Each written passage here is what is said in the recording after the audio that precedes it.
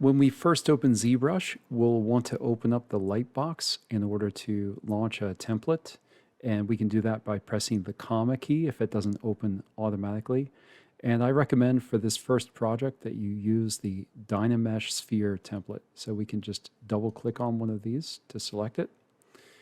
And now that this is open, let's take a look at some basics of navigation in ZBrush. So we're right mouse button dragging in order to orbit around the form. If we hold Alt and right mouse button, we can pan. If we want to zoom in or out, we hold the Control key, press down the right mouse button, and then move the mouse forward or backward.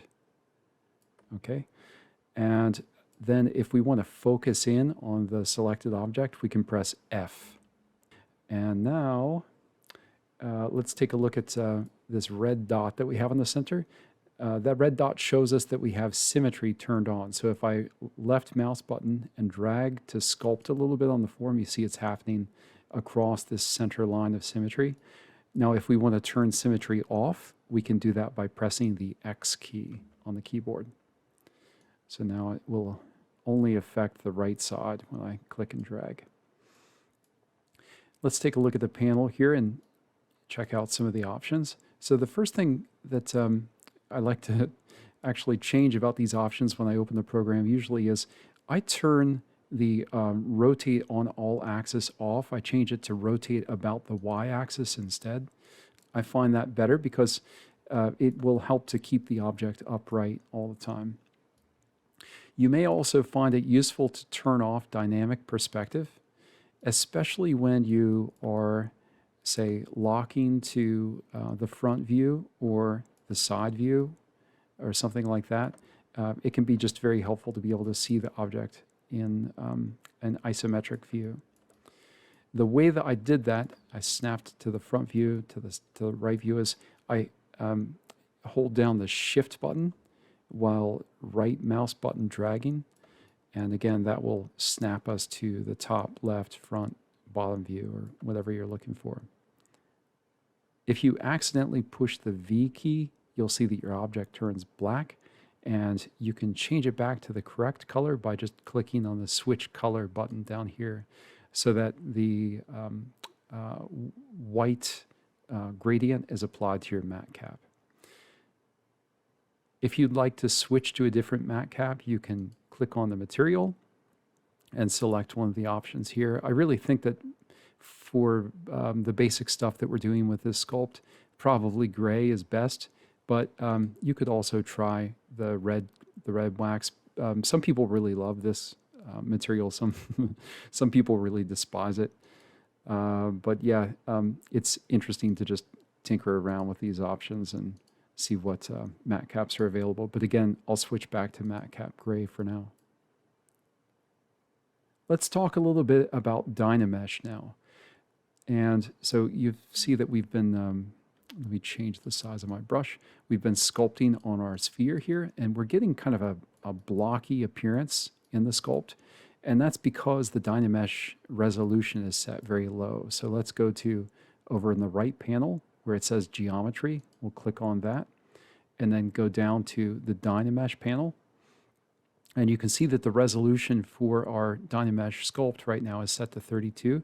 If we change this to 100 and press enter, you'll see that nothing happened. And that's because to get the dynamesh to reprocess, we have to hold the control key and then drag a little box here. And you can see how it smoothed things out some.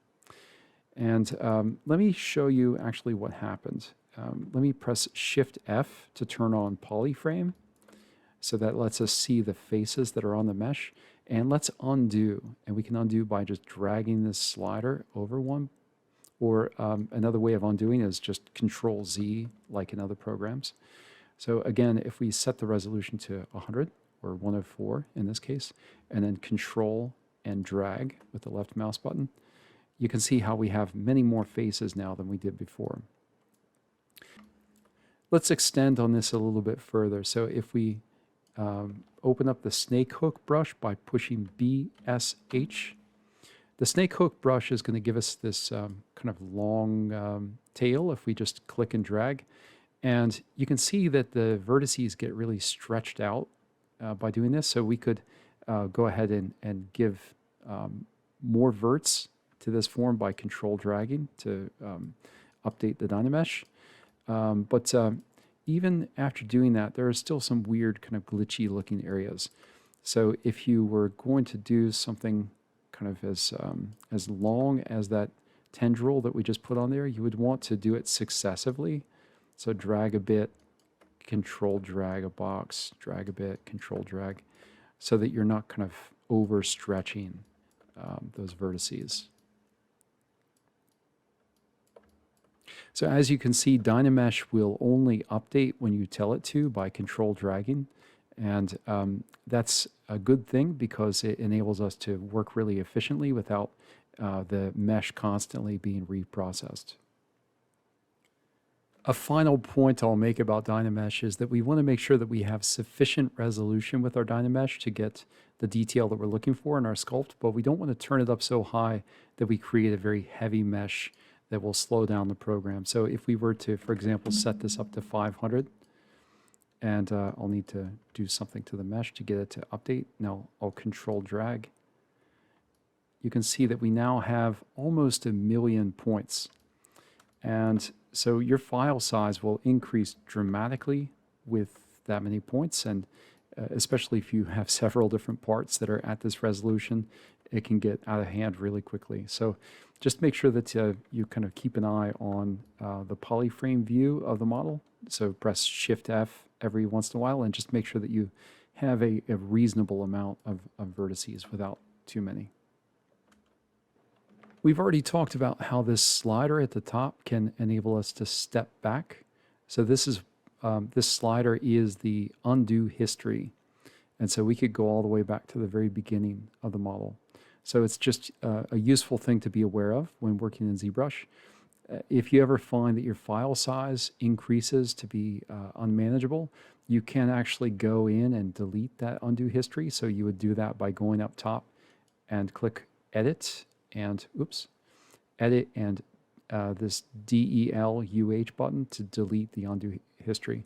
Just keep in mind that once you do this, it will clear out all of that history, so you won't be able to step back anymore.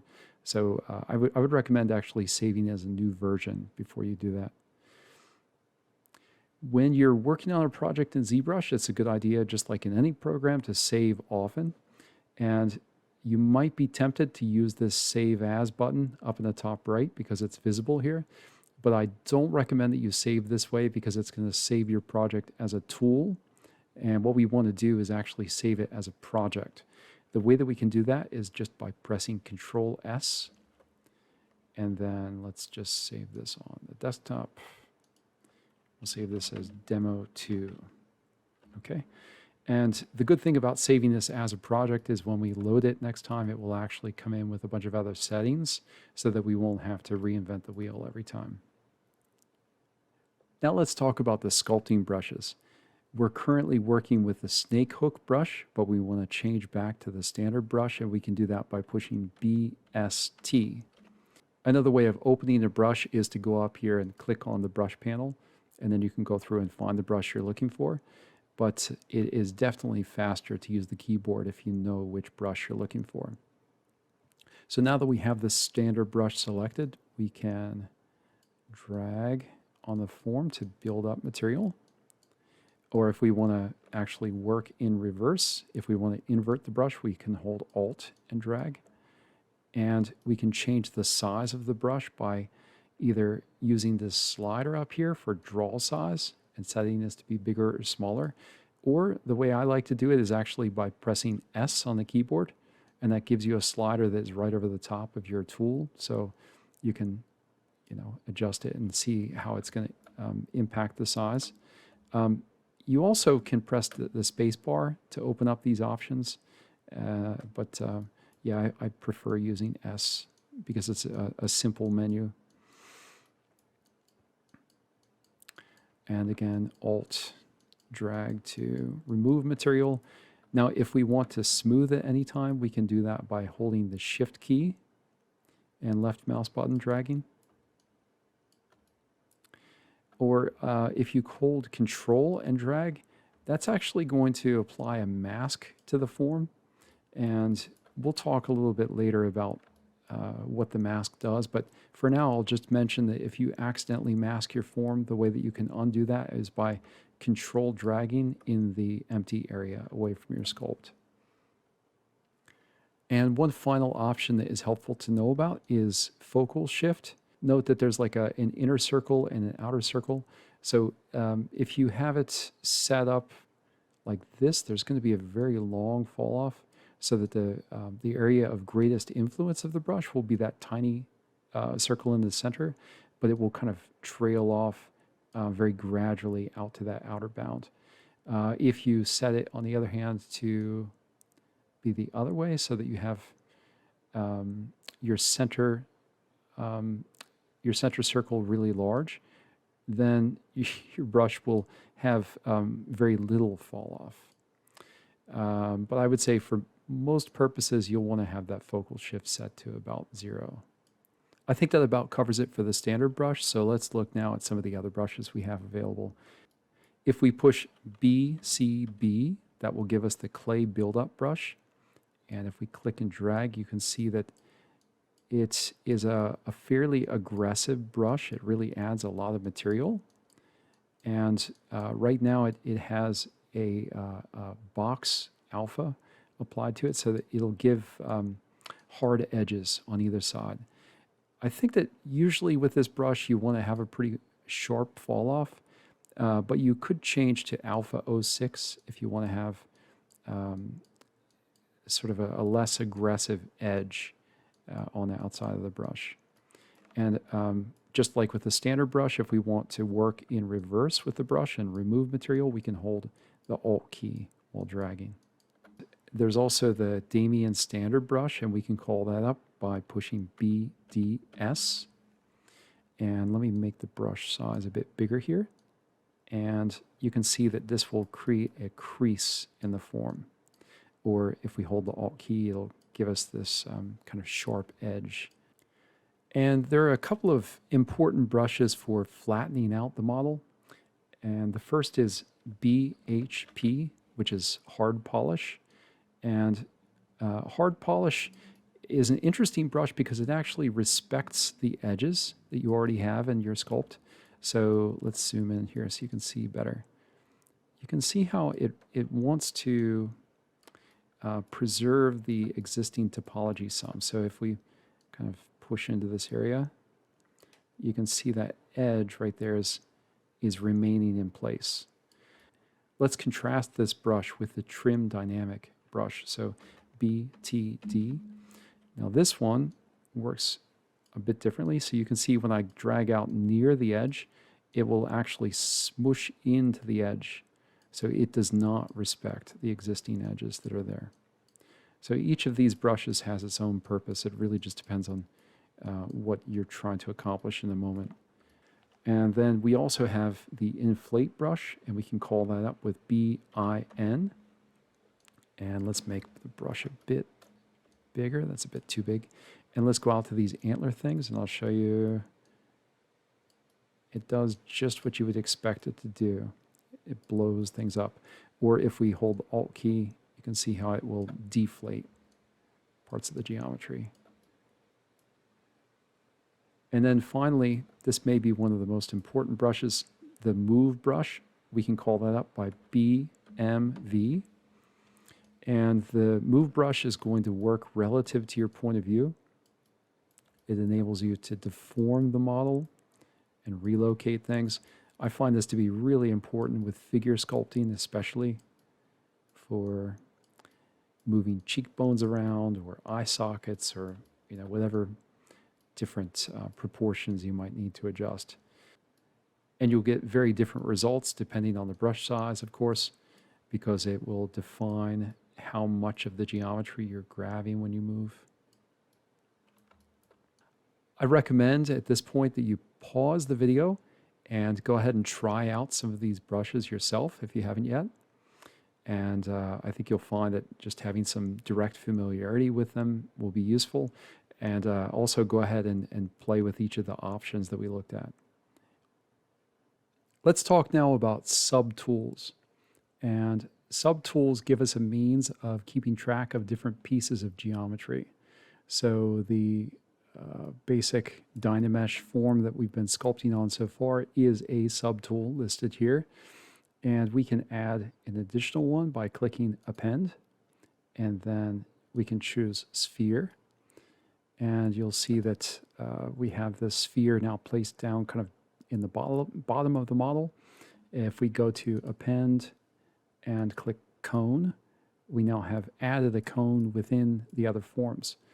And there are different ways that we can select the other subtools. We can just, in the subtool panel, click on the sphere, and that makes the sphere the active subtool. We can also change subtools by clicking just the up and down arrows on the keyboard. Or another preferred way that I think is very fast for selecting one subtool or another is to hold Alt and click on the subtool that you want to work on. Let's move some of these subtools around. If we press W, that brings up our Move widget. And this is very similar to the widget that we have in Unreal Engine, but it has a bit more functionality. If you drag on this green arrow, you can see that we'll move it along an axis. Blue will move it forward to back. Red will move it side to side. And if we drag on this widget here, it will scale it one-dimensionally.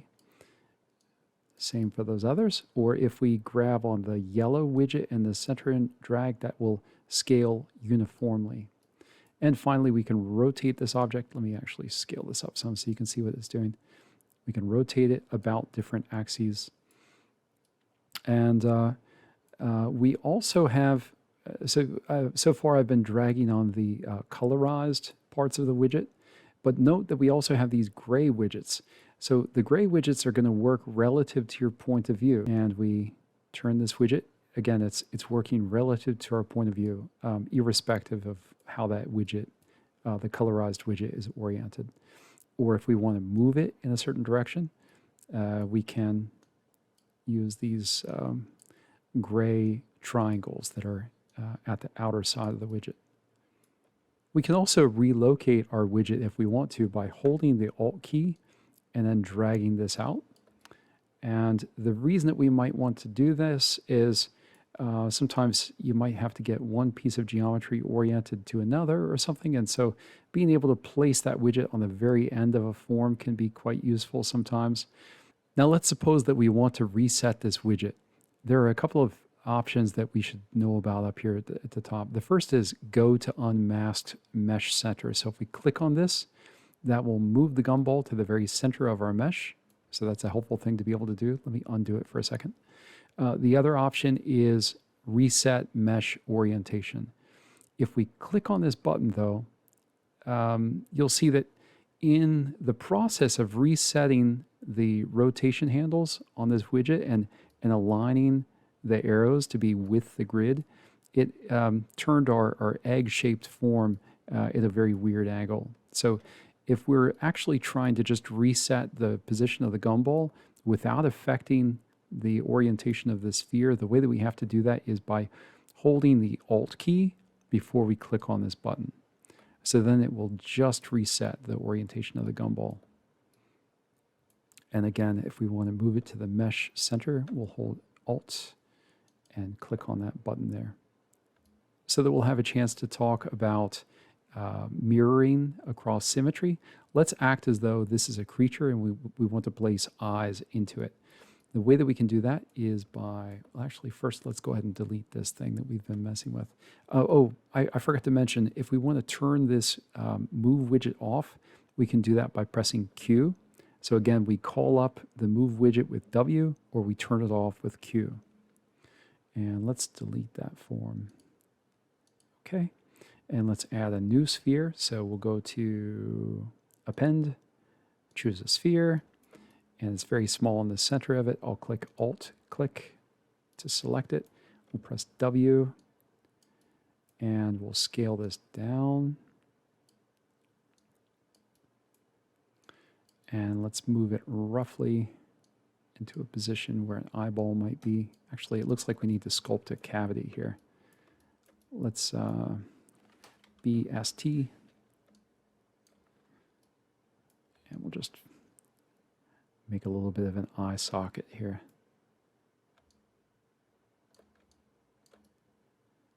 Okay, it's a very weird eye socket, but that's okay. We'll take this and press W, and we'll move this back into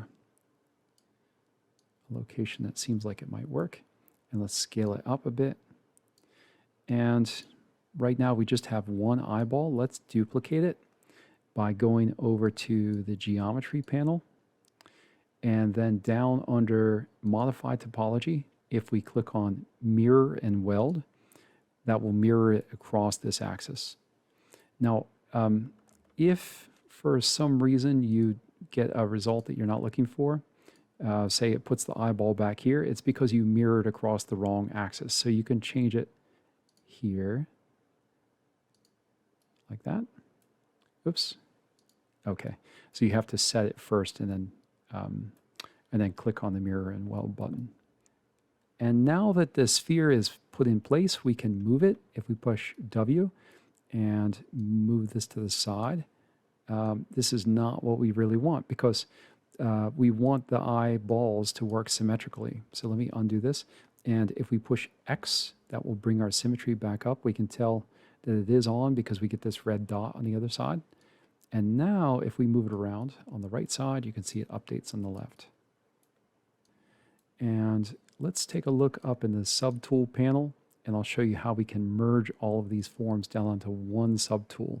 So if we select the topmost layer and then go down to the merge button and then click on merge down, this says this is not an undoable operation. Press OK to continue, and we'll just click always OK.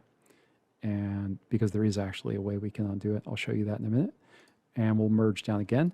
And so now we have all three of those parts on the same layer, the same subtool.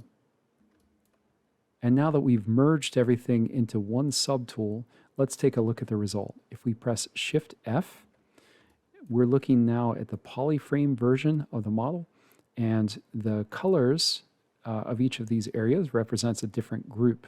So the pink cone is a different polygroup than this top sculpture that we've been working on. And now there are some interesting ways that we can show and hide polygroups. If we hold Control and Shift and click on the model, that will isolate to just the thing that we selected. Or if we hold Shift and Control and click on that thing that is showing, it will hide it and show everything else.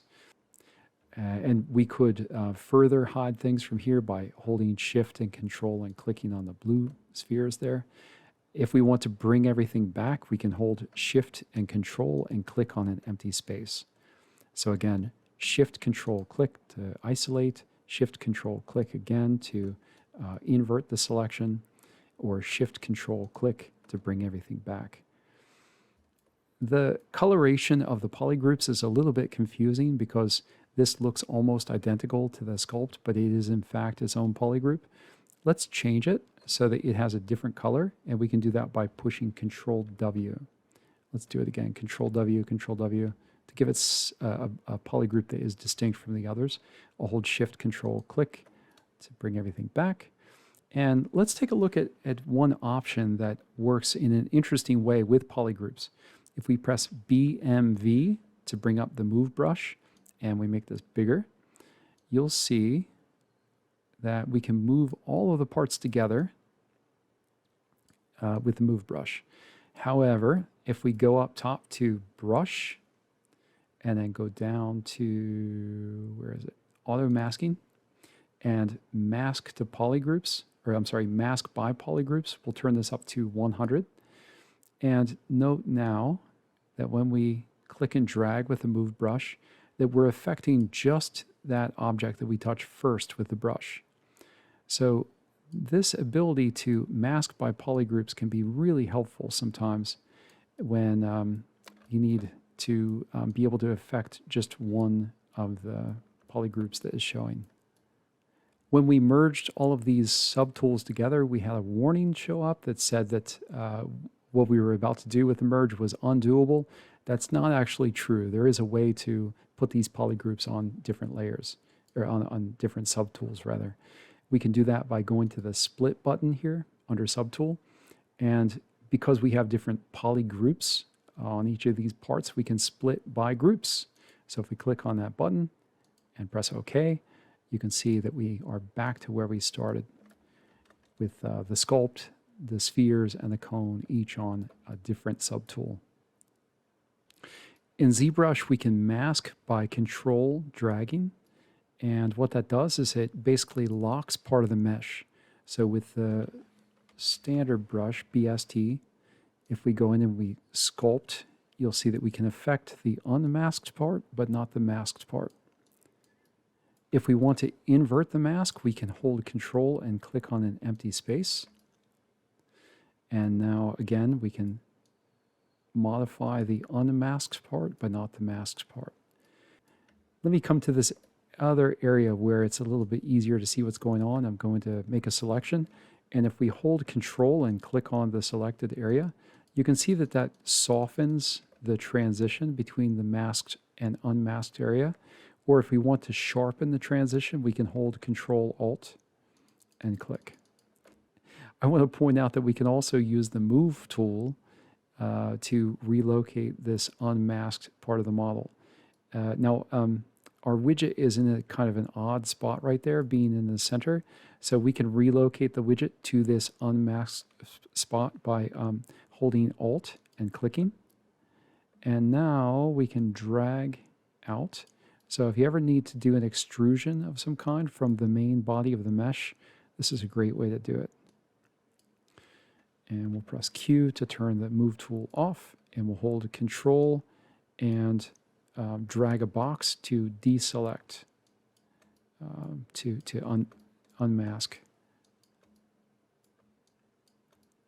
And we could go ahead and hold Control and drag to dynamesh again to, oops, smooth that out a little bit. Another useful thing we can do with masking is use it to create polygroups. So if we create a mask here and press Control W, it will look like nothing has happened, but if we push Shift F, you can see that we've created a blue polygroup there. And so one of the uses of separating off part of the model into a different polygroup would be if you need an easy way to, say, mask just this spot later on. We could come to this spot and hold Shift Control, click on it, and then hold Control and click out here, and that will mask just that spot. So now if we bring the rest of the model back and press Shift F to turn off polyframe, we have just masked out that polygroup. Or we could invert by holding Alt and, by holding Control and clicking. Let's go ahead and get rid of the mask here. I'll hold Control and drag. And I want to show you how we can split this off to be part of a separate subtool. So we'll hold Shift and Control and click on that spot. So now if we go over to Split Hidden, that will make it so that all of those parts that were hidden will get broken off into a different subtool.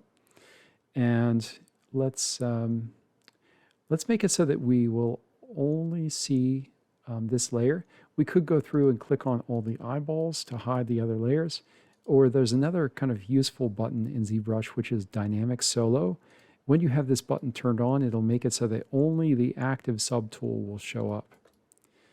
Now, you can see that the act of splitting this off into its own subtool made it so that this object is no longer solid. And I'll show you how we can close it up. The way we can do that is we'll go down to Geometry and then go to Close Holes. And if we press Shift F, you can see how it basically filled in that area. If we hold Control and drag, that will dynamesh that area, since we have dynamesh turned on for this object. And let's press the up key, the down key in this case, to go to the sculpt, and we can close the holes here too. Okay, so now let me press Shift F. I'm going to turn solo mode off. And I'll hold Alt-click to grab this area. We'll press W to bring up our move tool, and let's make this a little bit smaller, and then we'll push this up into that spot a bit. I'm just trying to show you a little bit of why this might be useful to have this separate piece of geometry. And just as a final point, I'll mention that Zbrush is a very stable program, but it does crash sometimes. So it's always a good idea to back up your files and save as a new version every half hour. That way you can revert back if you have some kind of a tragic crash of some kind. So that's all for now. Happy sculpting.